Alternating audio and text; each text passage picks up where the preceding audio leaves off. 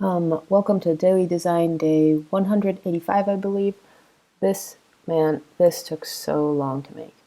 I started off by blurring everything basically and then smudging it with the smudge tool. I then proceed to add my usual gradient map, and I couldn't find some colors that I kind of liked, so I added this gradient map, and then I added some camera raw color edits.